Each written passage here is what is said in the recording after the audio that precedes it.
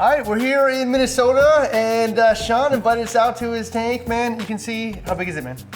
22 feet. Like, this is probably, if it is the biggest tank in Minnesota, I can probably guarantee that. This is the biggest, like, home reef tank that I've ever been to. So we're gonna walk you through it. You're gonna get to see, Sean's gonna walk you through it. I think some of the guys from Top Shelf will actually talk a little bit about some of the corals and stuff that they do here as well. They invited us out as well. So I think you're gonna see not only, like, this super awesome 22-foot long tank, man. You're gonna see, you know, the journey that it's been on. Yeah. But you're also gonna see, like, all the filtration, the lighting, you know, the, like, under the products. hood. Yeah. Yeah, absolutely. Yeah, that's the best part for me. Let's look under the hood. But I mean, the surprising part to me, before we get started, is that there's nothing special going on here that I can't do in my own home.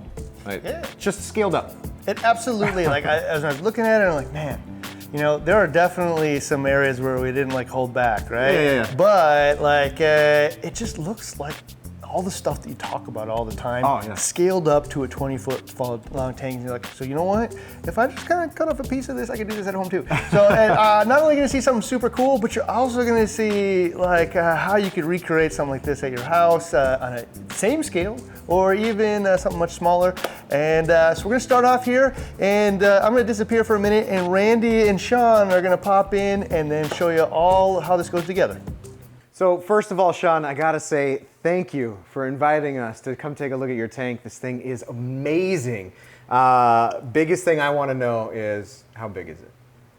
It's 2,000 gallons total. Okay, so dimensions-wise, that's like 22 by... 4 by 3. Okay, awesome. Yeah. So how long has it been set up though? It's going on 5 years now. Okay. And all of these corals, like, you started with sticks from the get-go? You kind of worked your way into them? No, I worked my way into it. Yeah. I've just learned everything you rush in this business, I guess. It's bad. Yeah, true. Turns out bad. How did you get it in the house? Before the house was built, we had to bring in the aquarium using a lull. Oh, yeah. And I think we had like maybe 15 guys helping out to bring it in here. So it was already pre-built and put together, so they didn't have to do any acrylic gluing, one big Yeah, you know, piece. just interesting. So this is a reclaimed timber, and this is actually twice as big. We ripped this off to have a platform to stand on. Oh yeah. To be able to make it easily get in the tank and kind of make it look like a ocean-like, I guess. Yeah, it's really cool. And I was standing on top of it, looking on the top, and I mean, you don't feel like this thing's gonna fall apart on you, but the top view of this thing is amazing too. So it's definitely an aspect that you needed to kind of and maintenance, I suppose too. Just a few slivers in my feet. Oh, not too bad. So let's talk about corals and stuff in here. So mostly sticks is what I see, right? Correct. I've had a love for LPS for a long time, and then friends of mine were telling me, wait till you get into sticks. Yeah. And of course I got lost in all the names, but I do like sticks. Yeah, sure. There's probably some names in here that I had never even heard of before, but they're absolutely gorgeous. Oh yeah. Well, what got you started in the hobby to begin with? Well, you know, I've been in the hobby since 5th grade. I started with a 20-gallon aquarium, all freshwater. Had that through high school, got into college, had roommates that were in the hobby, so we had 5 aquariums in the house, again, all freshwater. And I happened to go into a reef shop that had corals and everything, and that's the first time I'd ever seen anything like that, so it was like a whole new love of the hobby for me. Yeah. And I got into it that way. So. Was this in Minnesota? Where was this at? At the time, I was born and raised in Minnesota, and I lived in Phoenix for 10 years, and that's when I discovered the coral aspect of the hobby in saltwater. I was always afraid of it because it was, you know, saltwater, and I wasn't a chemist or anything. Right. And so I went through about every mistake known to man over time. So. Well, and so your first saltwater tank with corals was like 20 gallons, or? Well, no, the first saltwater tank I had was 150 gallons. Okay, right off the bat. And that's when I actually was starting to make money, so I thought it was cool to get a 150-gallon tank and stock that full of acans and a variety of other corals because I really liked them. And I guess with a lot of luck, I was able to have success. And along the way, I always thought, if I'm going to build this dream tank, you know, and I had no idea that a 2,000-gallon reef tank was considered really, because I hadn't been to any shows. I just built a big-ass tank in my house. So which has created a bunch of challenges in itself. But no, that's kind of the path there has been very rough, and I think anybody that's been in the hobby long enough realizes that you're going to go through that challenges. And this, you know, size of tank you think would be less challenges from some aspects, but others it's even more. So a lot of us think that you know, dilution is the solution to problems and things like that, but you've probably have seen that in some aspects, and in other aspects it may have been like hindrance to some degree. Is that right? Oh yeah, because I think you still have the sways, but they're just much more, they're just much bigger. Yeah. So it's a pendulum. It takes a while to get back around. So when your stuff is starting to go one way, you better be careful because it's still headed that way. It's like a freight train. Yeah, so. It's not an immediate abrupt. No, it's like, I always thought it'd be, you know, a nanocube would be really tough. Yeah. It's actually not as bad as you think compared to something like all of us have ran into like cyano, algae, you know, probably, you know, aptasia, things like this. Has it been the same here?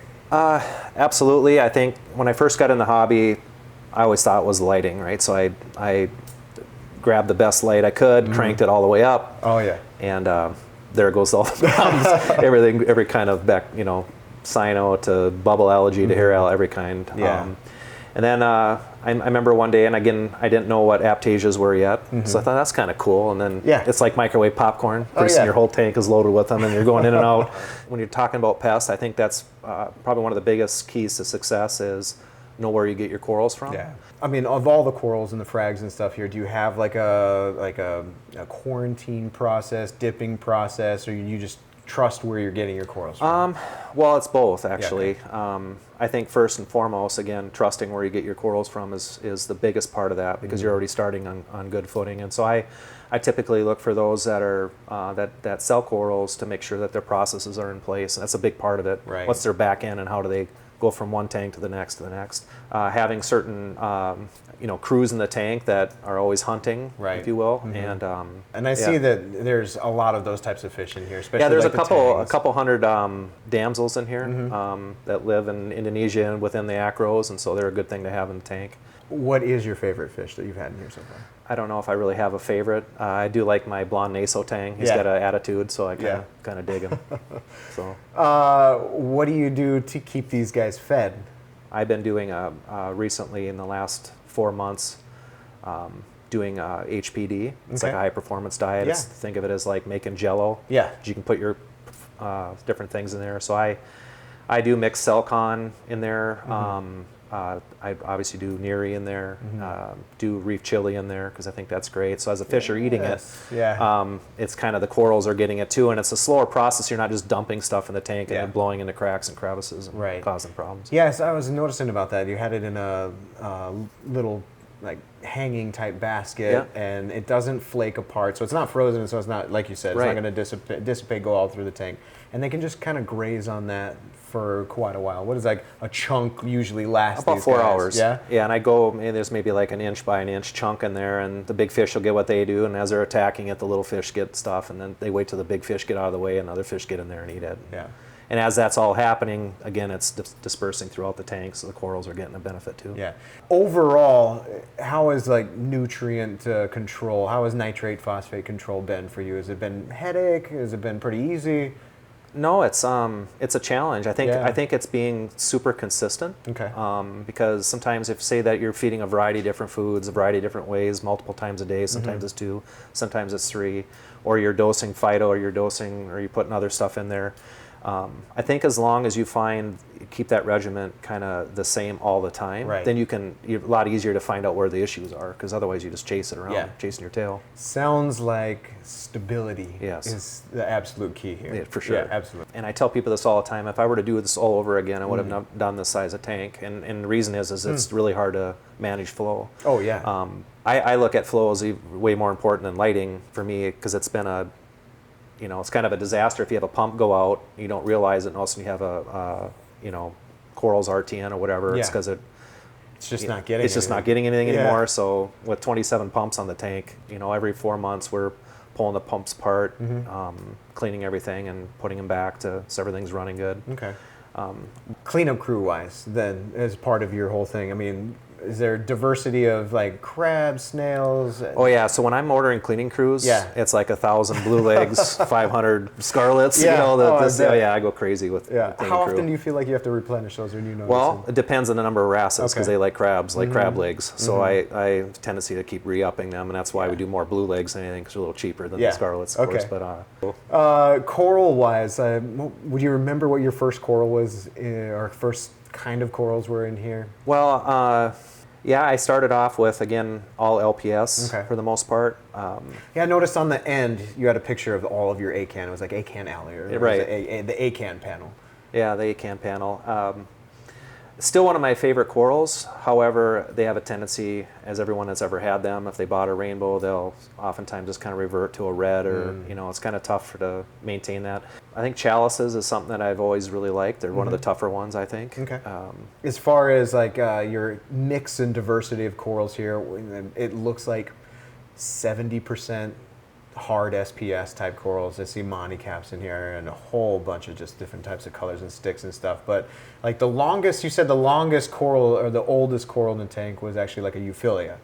Yeah, actually I brought corals that I had in Phoenix that I had for 10 years and put in. But again, it's it's stuff that's really nice. Most people would see a Euphilia, like a hammer coral, and that'd be the most favorite coral if they don't know anything about it. Right. For me, it's kind of one of the other. It's kind of hidden in the back. I kind of throw it back there. But so is it the challenge of SPS and sticks that really draws you to keeping those, as far as like their difficulty or anything like that? Oh yeah, I like. It seems like the more difficult it is, I like it even more. Absolutely. For some reason, it's a challenge, and I like a challenge, and obviously picked a good hobby for a few challenges. Yeah, absolutely. You say it's get them from somebody you trust, and so who are you getting your corals from? Well, most all of my corals I've got from Top Shelf Aquatics. You might have heard of them in Orlando. Again, they're a trusted advisor for me, not only just with corals, but they do oftentimes come to my home and they'll do a lot of fragging. Sometimes you'll see, you won't know it, but those that are shopping or whatever will, some of the sticks and things that they come back and trim. And there's actually colonies in here that they sell, and they've done a really good job. Top Shelf, I've been out to their shop a few times, and I watch the process they go through with their corals. It makes me very comfortable that I'm not gonna get something from a. Yeah, we were talking about that relationship that you guys have, and so essentially this is a grow out tank for some of their corals, a lot of their sticks. Well, what would I say? I have nowhere to go with it. Yeah. So once the pruning starts, what do I do? Oh, and I haven't sold anything. I've never sold a frag because I have a hard time even cutting them. Like sometimes I'll just go in the other room and they're trimming stuff up. I can't stand it. Oh yeah. Edward Scissorhands is in there chopping away, and I just kind of freaks me out a bit. Yeah. But so do you imagine this growing out to full capacity at some point in time, or are you more of maybe kind of a collector who's kind of swapping them out here and there? Well, I'm definitely a collector, and I've spent a lot of time finding, rarer stuff. I find Top Shelf seems to have a really good insight on where to go for rarer stuff, especially sticks, and so that's what I've been a lot of focus with them. As a collector, if I was to go in there before the corals actually get to be, nice, beautiful colonies, I'm just chopping it up all the time. I don't like that either, because I'm in it for the hobby and the love of the hobby. So it's not so much the selling of the corals as it is the thought of it. Having the relationship as I do with Top Shelf as a trusted advisor, I think that having them help me, I think they really understand what my goals are, and it does help. From the maintenance cost perspective, it really helps to have that. What are we doing for lighting? Before Ryan's going to talk, Ryan's going to get into it with you. But I mean, we walked in and we opened up one of these panels, one of these top, ports to the top, and it's Orphics. The giant tanning bed? Everywhere, yeah. So how many are there?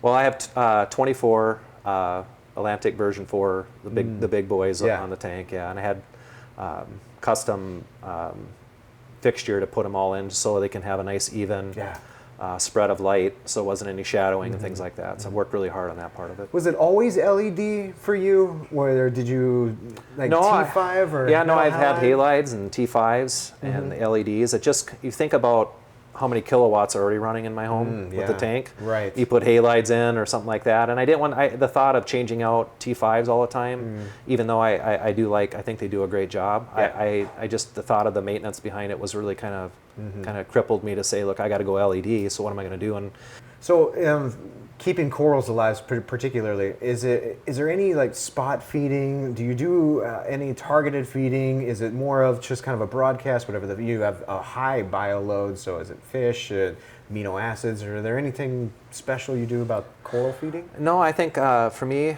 having a ton of fish, you know, and I really like tangs, so feeding them neri, and then of course the poop. Heavy waste producers. yeah. I think it's, and I haven't, you know, I can't, I've done all the spot feeding, the thought of spot feeding and everything. Well, then you have the shrimp come out and, you know, they're tossing a salad on your coral you just fed. And it's the whole thing is kind of irritates me. So I've been managing to keep acans and Bauer Bankies and Wilsoni and Scullies. I don't even know if I'm saying it right. It's probably Minnesota style. Stretch my O's. We understand. Yeah. So, but that, you know, it's kind of the difficulty in trying to spot feed things, I think, is just the fish, and it's just annoying. Well, and probably time consuming here. Oh, it's so time consuming, yeah. So I think it's a little bit of the broadcasting, and I do, like I said, when I do the HPD, I'm mixing reef chili and things like that. That's going to spread out throughout the tank. That's awesome. Without too much bio load. That's awesome. Well, I can't wait to see the back of the tank, and we'll get a look under the hood here in just a second. So I appreciate you taking the time. Yeah, it's awesome. Thanks for inviting us, for sure. Welcome. Yeah. All right, it's hard to follow up Randy, man, but I got a few different questions of my own, and then we're going to get to the fish room. We'll talk about all kinds of stuff. So the first one I have here, he hit on a little bit on lighting, but lighting's like something I just love talking about. So what we saw there is like wall-to-wall Orphics, right? So we talked a little bit about the graduation. You know, you had some halides considered T5s and stuff, but like, how did you come to the conclusion that like it's going to be Orphics all the way? Well, once deciding, you know, with as many fixtures as there were that I mentioned earlier, the challenge with that many lights and having T5s or halides again is either the electrical consumption and just the maintenance alone of, you know, there's 24 Orphic fixtures and 8 Orphic OR bars on the tank. And when I started looking into LEDs, again, it was more about, for me, is not having individual beams on the corals themselves, but having a real even spread of light. And I think that that's key to having as many LED fixtures in one, or LED bulbs in one fixture as you can, and then across the board, nice even spread. Lighting's my thing, man. I like just getting lighting perfect. Not only just for the biology for the coral, but like, we own tanks so they look nice. Like, end of story. If it didn't look nice, what was the purpose of the whole thing? And I had to share with them that I couldn't improve on this. It definitely isn't the cheapest way to light a tank, right? But you've created that blanket of light where SPS thrives. There is even illumination from all sides. Shadowing is down. All the intersecting lights create like a visually appealing shimmer. You don't see any little sparkles of different colors because there's so much intersecting light. It's just that blanket of even spectrum. They're mounted high, and they just cover the whole thing. And I would call it like the ideal. Like, I don't think I've ever seen an LED solution that simulates even skylight as well as this. So it looks really, really sharp. Well, thank you. Yeah, and so I don't know, man. Like, it's challenging me. So if some of you have been watching my own dream tank that I want to build in my house, is obviously your dream tank. This wasn't something you just did on a whim.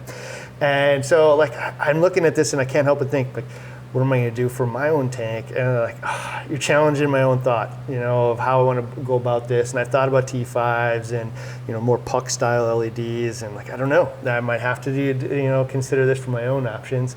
I also like how, though, your hood opens, by the way. It's really easy to access it, and it makes my own mind start thinking about how my hood's going to go together, because it's one of the pieces that we haven't finalized quite yet. Another thing that I wanted to talk about, and you talked about, like, I've heard this actually from one of the first times I met you and talked to you, is you wouldn't do this tank size again because the flow was so hard, right? And so you can see a little bits of the flow here, but we haven't talked about all of it. So like, a couple of the pieces that are up here is on sea swirls, right? Yeah. And the one thing that surprised is how long they lasted. Yeah, I've had some of the original sea swirls from the beginning, been on here for 5 years and still running, so it's great. I mean, again, I mentioned earlier about the pump maintenance. It's kind of the same with them. If you get them off, clean them off real good, and put them back. It's kind of, the life of them, it's pretty impressive. So what I saw on here was a whole bunch of the Toonses that are, you know, angled in a very specific pattern and they spin around.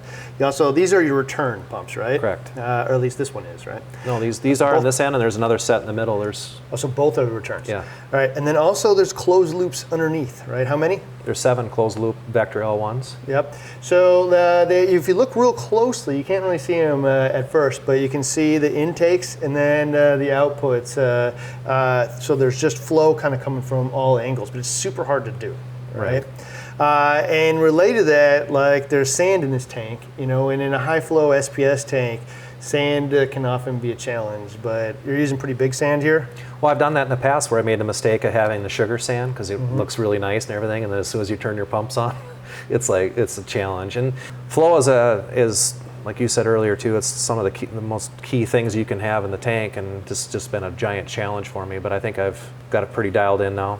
Yeah, so I think that's a big thing, man, is to own like the different parts. And like I'm having my own challenge with whether or not I want to put sand in my own tank, right? I love the look of it. I can't get away from the fact. There's also some other challenges that come with it, including flow. And like I would never, ever consider like the really fine stuff ever again, but I might just do this, right? I might just put this big gravel type sand in there because I like it and it won't blow around the same way. So I don't know. I think that kind of hits a couple of the things that are on the front of the tank that you know Randy covered a little bit. But like the flow, big challenge, and you're going to see that hopefully when we're talking about some of the stuff we're doing. And the sand, it's just a heartbreaking challenge for me as well. And yeah, man, nailing the lighting. So we're gonna go over into the equipment room, and we'll hit on some of the other aspects. I think you'll be surprised on some of the things you see. All right, Sean, we're in your fish room. There's a little bit of noise in here, but I hope everybody can hear us. So I'm just gonna kind of go around a handful of things that we're seeing in here. And again, I think that you guys are gonna see that this looks awful lot like a lot of people's fish rooms, just on a different scale, right? So first off thing I see is 4 different doses from Neptune, right? And you're dosing like 8 different things in here with magnesium, alkalinity, calcium, potassium, iodine. You got microbacter 7 in there and manganese. I was happy to see you're using BRS, calcium, alkalinity, magnesium. Yes, Have you sir. tried any other ones? No. Just always been that? No, I think you guys learned so much, like most people in the hobby, from you guys. I really appreciate you guys being around, and I mean the supplies are great. Obviously, being in Minnesota, a little advantage. It usually shows up the next day. It always makes me happy, man, to know that like it's more, better, less, right? Like it's like there's the best stuff out there, but you're also producing the best tanks out of it. So it's awesome.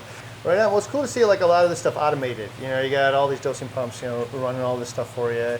And so like with the potassium, is you have a known amount every day that you're dosing to kind of keep up, and you just kind of found that sweet spot. Yep.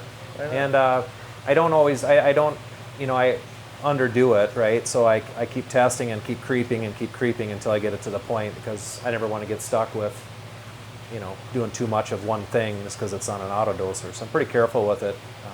That'd be a big suggestion, be careful with it. But there is amazing results from doing it that way. So, and then when you send in the ICP test, like you following everything it says, or just kind of loose guideline? For the most part, I follow it pretty well. I think the folks that are giving, like Triton, that give you advice on how much to add of what to add, I think they're pretty conservative on that. And that's a good thing for people in the hobby, because you can go overboard very quickly. And even when you're adding certain chemicals, doing it slowly as opposed to just dumping. That's why the auto dosing is so good, because it can do it over a long period of time. It's cool to know, like you get the report, tells you what to do, you follow it, and then you produce the kind of results you're seeing out here. So we also have a frag tank here. So like, what was this built for originally? Just for? Well, it was originally as a quarantine when we brought corals in. And I haven't added corals, especially on the stick side, for a very long time. Letting everything kind of, this is more or less a nursery now. So things that maybe got stung in the tank, or things that maybe I could, maybe in a bad flow area, I can bring in and do some spot feeding to kind of bring it back around again. And I found it's really helpful for me. It's so hard to get in a big tank and try to work with things that maybe, and really, sometimes my big mittens in there digging around, I break corals off, you know, snap a frag, you know, I'll frag it, put it in here until I figure out where I want to put it in the tank. So. Well, it's nice to have an area for that kind of thing. And I will say, as soon as you said, like, yeah, I can like feed it and nurse it back to health, I'm like, I get it. You know, I talked to other people, and like, you know, they use amino acids and stuff to kind of try to bring things back to health. But it's kind of hard in a big system to actually, you know, target feed. And so if you're trying to nurse something back to health, to be able to do it in this kind of Yeah, so I hit a area. button up there, shuts flow off. It's so much easier. You know, here I got 20-some pumps I got to shut down just to get into the tank without. Just kind of going like left, right. I see you have the Orphic Lights on here, no surprise, because I don't know if you can see it in the frame here, but like the whole wall of Orphics behind me, you know, like you start to get the picture of what this really looks like in here. But you got Abyzz, man, Abyzz Pumps, there's 5 of them running, so like all 5 of them, what are they all running? Well, I have 2 Abyzz A400s that are on my return pumps, A200 on the frag tank. That is separated off to do the UV sterilizer, and then another A200 on the algae scrubber. And then I run another A400 on the skimmer. The A400 runs the skimmer? Yes. Or the feed to it? All right, so like I see you do have like an aqua ultraviolet UV, and you said you're kind of running it intermittently? Yeah. And so just like if you see problems or? No, it's on I think I run it for maybe 8 to 10 hours a day. I could probably leave it on the whole time. It's just I don't necessarily, I like having a copepod population and things, so I don't necessarily like to just hit it constant with it. So it's like 80 watts, there's like 2 40-watt tubes in there. Yeah. You got your Neptune flow meter, so you're hitting it at the right speed and whatnot. All right on. And so we also have the like super mega of skimmers here, right? You know, it is the Reef Octopus? Yes. Okay, so It's a 9000 SRO 9000. It's the out of the sump model.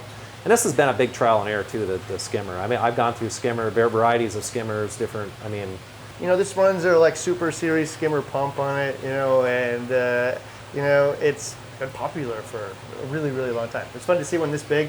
I see you blacked it out here though. And so this was? Well, I'm not really sure what my mangroves are doing here, but whatever bit they are, they're growing. But I have a light over the top of them, and to keep the algae off the inside of the skimmer, I thought it was a good idea to get that blacked out. So it's super common, by the way, to run into that problem where people have a refugium of some kind that goes over here. So just an idea for everybody else out there, you can absolutely use some film and black out your skimmers so you don't grow algae, coralline algae, but even worse, like green algae in there, right? And so, like, I will note though, and this is interesting, because you would expect for a 2,000 gallon tank to have like bigger sump than this. This is relatively small for a size a tank that size. So, you know, how did you come to terms with the size that this sump was going to be? I told myself, because I've had, you know, when you're dealing with maintenance, a lot of people have it under their tank and everything. It's never enough room. Yep. And I finally got a maintenance room that I thought was enough room, and there's always these afterthoughts.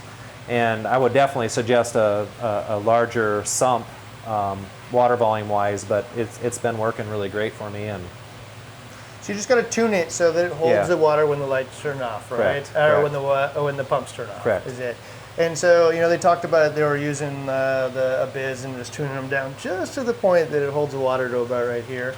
But it's interesting to say, man, you don't need a super, super giant sump to be successful. And something like just a reality of what I can get through the door and down the hallway here may dictate what you do. Yeah, and you get more, you know, get advantage of having more water volume by having a bigger sump. But I already had that given the size of the aquarium for water volume. I will tell you, you just terrified me. I have my sump sitting at the warehouse, and I'm not sure now that it's going to go around the door. So we'll see how that all pans out, or I'll have to tear out my wall. Or you can build it inside the room, yeah. Yeah, so that'll be super, super awesome to see. But recent addition is the Clearwater Algae Scrubbers. You got 4 of these guys on here? Yes. So, like, I know it's pretty new for you, but like, what's been your experience so far with the algae scrubber? Super good. I mean, I've gone through, again, a myriad of different ideas, and one of them I had a Chaeto reactor, and in order for that to actually work, I'd have to have 55-gallon drums of Chaeto to actually do anything. Where I really like Clearwater, these have been crazy how much algae I've been pulling out of them, and it's really made a big difference for nutrient control, for sure, bioload. And an interesting thing that Randy was talking about earlier, and that you already did by default, is he was noticing an experiment we're doing that when you clean it off, all of a sudden the nitrates start to go back up, and well, it starts to fill back out. But you're doing what to prevent that? Well, by having two separate 2 separate bigger units like this that's comprised of 2 each. You can clean off one and let the other one go to the next week. Next week, clean off the other one. You get a little bit of better balance that way. I see Tropic Marin Pro Reef salt down there. Has that been your go-to for a while, or how long have you been using that? Yeah, it is. And again, just like most people not been in the hobby a long time, you go through a lot of different kinds of salt until you find one that works for you. This has been probably, for me, the most consistent of all of them that I've tried, and it mixes really well. I see your bins are clean. Yeah, correct. Yeah. Also, I mean, just some of the small things here. I noticed you got about a 200-gallon RO and saltwater bin here. So, any particular reason why they're 200 gallons? Well, just so happens that when you do the calculations on the tank, it's about what you'd want to do for a water change, around that 15-20%. I also see you got a commercial level RO system from Culligan here. Yeah. So like 2,000, how many, you said it fills this whole tank up in a matter of hours? Yeah, a couple hours, a couple 100 gallons, RODI. Got 1 micron carbon filters on there and a DI tower. Gets switched out automatically every 4 months. I will say, like, I'm just going to finish this thing off here. One of the things here that I was most excited to see is your commercial sink with the sprayer and the fact that there are little teeny bits of rust on it, and it was just okay because you just wash it off with the what?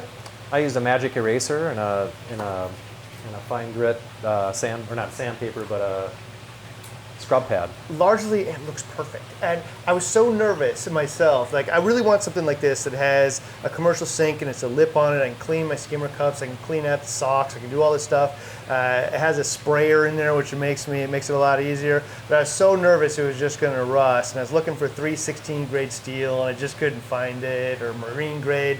There are higher grade steels, and I'm probably just going to settle for that one of those and go with it. So for me, seeing this in real life in a fish room was really exciting. So yeah. It's got to make it easier. Yes, it does, for sure.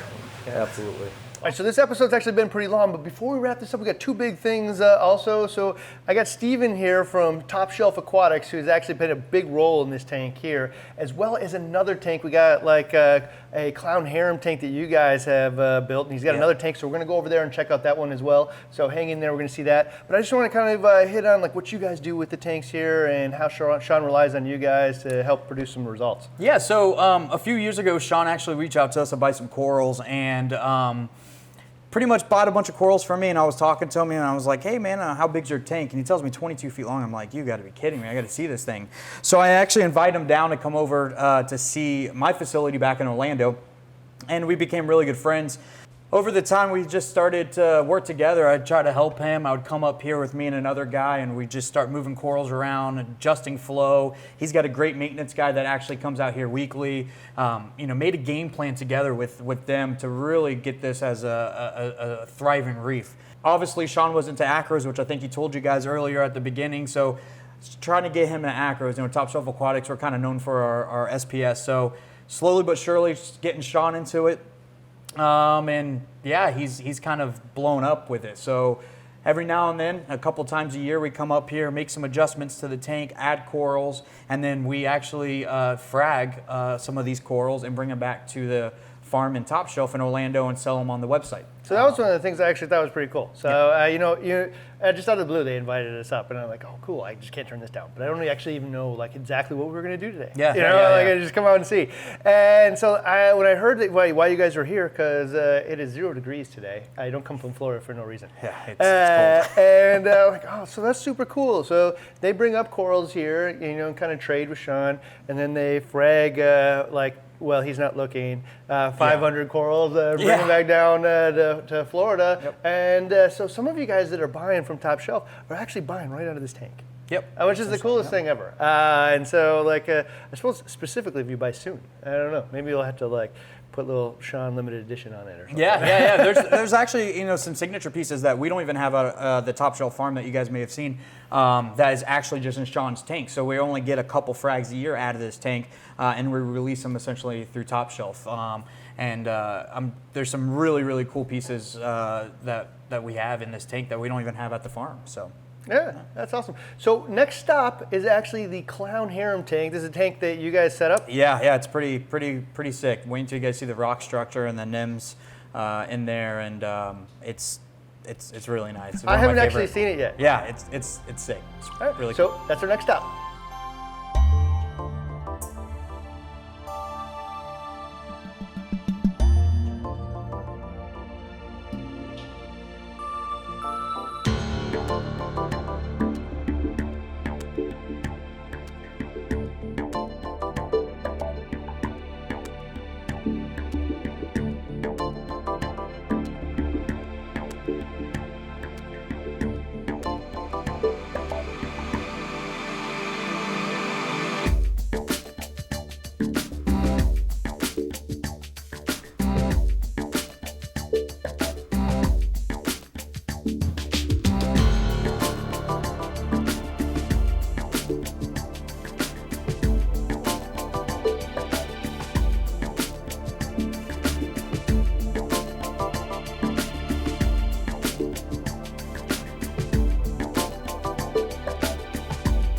All right, Sean, so we've seen the 22-foot long, 2,000-gallon tank. We've seen the clown tank. Thank you so much for inviting us out, man. It was a super big treat for me, especially because seeing somebody else's dream means that I get to use some of this stuff in my dream. It will be really fun to see how much of it's incorporated. So thanks again, man, for coming down.